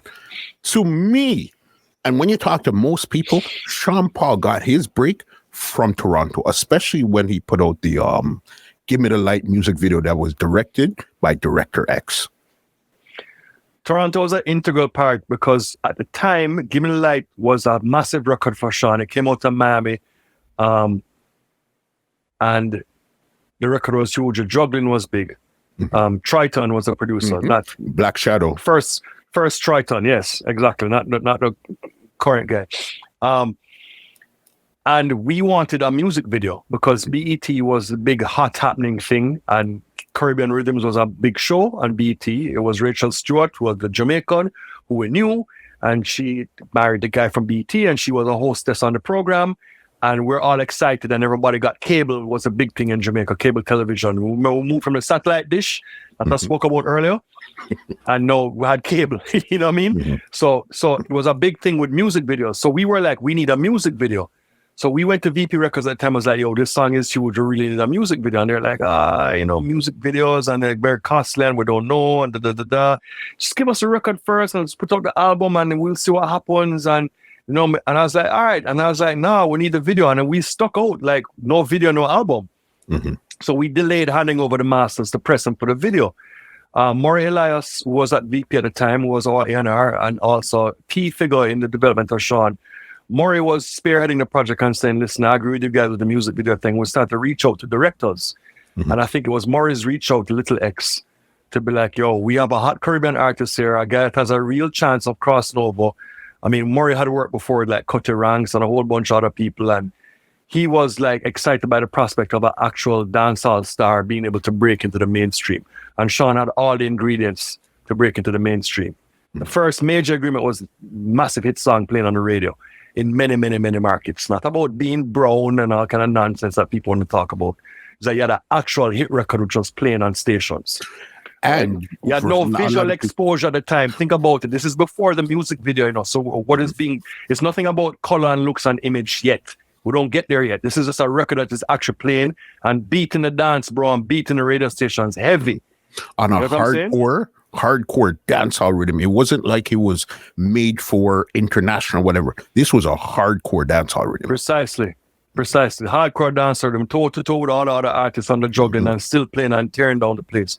So Maury had made that reach out to X. Now, X has Trinidadian roots, and X took it upon himself. He saw the vision and was like, yo, you know what? For real.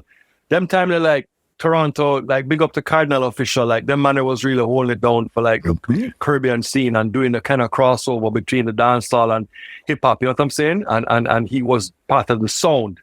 You know what I'm saying? X was there, saw the vision, and said, you know what, I'll agree to do the video for like cheap. Like, I don't know what like the rate was. I guess he would just forego his fee and just do like a cheap. Because X was a big video director working with big rappers at the time and stuff. You know what I'm saying? So X agreed to do the video on the cheap. And so, because he believed in the project. And we convinced VP Records to spend the money and to get this video done. Basically holding the album hostage.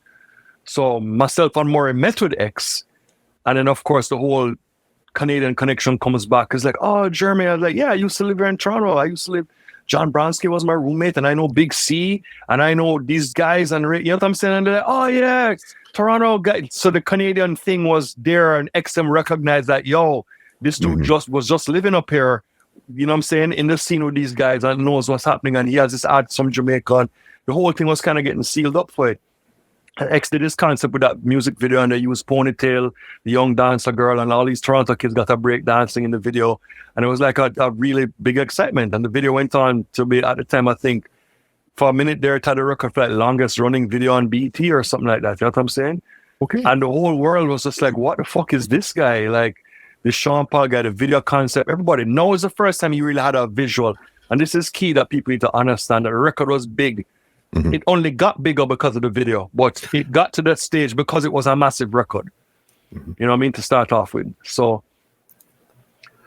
yeah, that's how the Toronto thing came into the scene. And Sean's brother is born in Toronto. There's a lot of Canadian connection, you know what I'm saying? Yeah. With us, you know, everybody has family up there and stuff like that. Because even within there, even you brought up Cardinal, because I think before Give Me the Light might have been Money Jane. That was a Baby Blue production. Yeah. I was going to mention Money Jane to action, and Sean had a guest feature on Money Jane as well. You know what I mean? So yeah, so we were definitely using a lot of the Toronto connections and in the scene, because the way that they embraced, not just embracing urban music on a whole, but embracing Caribbean music mixed with urban music. You know what I'm saying? And Toronto was that massive melting pot of like everybody there was like, you know, Bajan or Trini or Jamaican, and you know what I mean? That's Toronto, you know what I'm saying? There's beef patties like on every corner. And you know what I'm saying? Like in the 7-Eleven, you know what I mean? Like how much more West Indian could you get than that? You know what I mean? So it was a very obvious connection to me. Definitely. And we're talking about, this was when the Dutty Rock album came out. This was when Give Me the Light and all those stuff came out? The Give Me the Light would have been on the Dutty Rock album, correct. Okay, because the first one you guys had put out was Stage 1. Stage 1 did cool. It was everything. But it wasn't until you guys got VP with Dutty Rock. It was VP and Atlantic? So the way the Atlantic deal went down is that because of the success Sean was having with 2 records playing at the time in New York, is when Atlantic got interested. Actually, it wasn't Atlantic that was interested. It was Virgin was interested at first. So Sean had the Mr. Vegas remix to Hot Gal Today on the Punani Riddim, right? And he had Deport Them, Tony Kelly. And those records are both in rotation on Hot 97, which was unheard of at the time for one reggae guy to have 2 records at the same time in rotation. So everybody's like, okay, what's going on? Like normally like a one reggae record might play, but now you have 2. Like, you know, how's that even possible? So that caught the attention of major labels. And the first guy whose attention it caught was Patrick Moxie, who was working as, I think, VP of Urban at Virgin Records. And Patrick Moxie, when Beenie Man Simo blew up, he had flown down to Jamaica to sign Beenie Man, not to try. He eventually signed him. So in signing Beenie Man, he met with me as well. So he met with me. I knew Patrick, and he was like, yo, we're going to sign Beenie Man off of the strength of this song, and you're the young producer, and we need to have a connection with you. At the time, I was trying to show him Sean my little press kit, and I was trying to be all organized. Oh, here's my youth artist I'm working on. And he looked at the kid, he's like, yeah, that's cool, but whatever. They were there for Beenie. So they signed Beenie Man. EMI Publishing came down, signed Beenie Man to a pub deal at a big launch at Pegasus Hotel. Beenie Man was signed to Virgin based off of the strength of this Who Am I record. So I had a relationship with Patrick. So when the Sean thing started to blow up now, Patrick hit me up again. He's like, yo, this is the same young artist you were telling me about years ago. Man, you know, these records are going really well, and, you know, they're going on amazing in New York, and I want to do some work with you guys. Let's get you signed. So his first point was like, let's put you on a record with with Beenie, because remember Beenie signed to Virgin. So let's do that record with Beenie and Lady Saw, and called Boss Man, produced by the Neptunes, right? Boss Man. Every time I see me come around, Boss Man. You know what I mean? And so that was the first thing that he did, was to fly us out to Virginia Beach to work with the Neptunes and Beenie and to get the vocals down for that record. Funny enough, you should mention Money Jane, you know, because the same melody that with Money Jane is what we use for that record, for the Boss Man. If you listen back to it, it's the same cadence, the same melody. You know what I mean? Because I thought it was so good. Like I said, Sean used back that same melody from the Money Jane thing. Like, that was hot, you know? Not the same lyrics, but the same flow, the same melody, you know what I mean? So anyway, so we did that record, and then Patrick was courting us and saying like, yeah, man, definitely need to bring you over to Virgin, and he was all excited. What happened is that Atlantic got wind of his plans to sign Sean, and Atlantic scooped in and went to VP and said, screw this signing Sean thing, we'll give you a label deal. So you guys can push things from the label and we'll take it up from you. Like if we think it's worth taking up. You know what I'm saying? You can upstream. So Atlantic did that, and Virgin couldn't match that deal because they're just like, yo, we were just coming to sign one guy. I mean, we're not doing a label deal. You know what I'm saying? So like Atlantic offered a label deal with like distribution, marketing, everything, and to pick who they wanted to pick from VP's roster. So VP ended up doing the deal with Atlantic.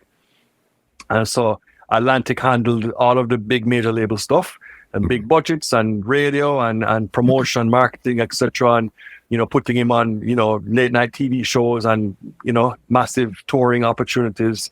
And VP still did the grassroots work of starting the records at radio and doing the street team stuff. I mean, Atlantic did street team stuff as well, but the grassroots stuff would start, because basically the deal was like, go to Jamaica, keep recording, whatever you're doing is fine.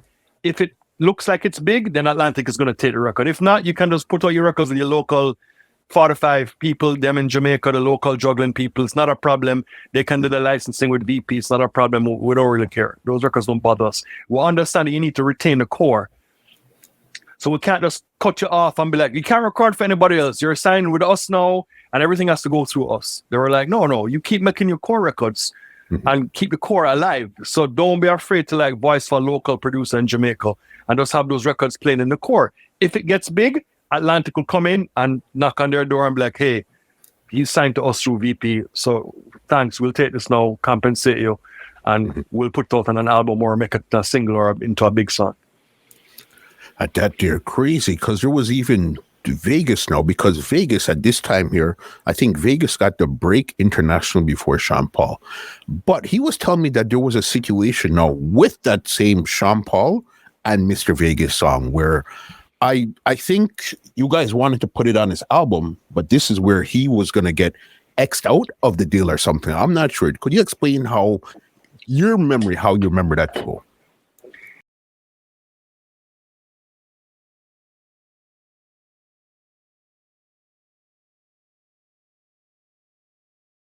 This podcast is brought to you by www.twolinedmusichut.com.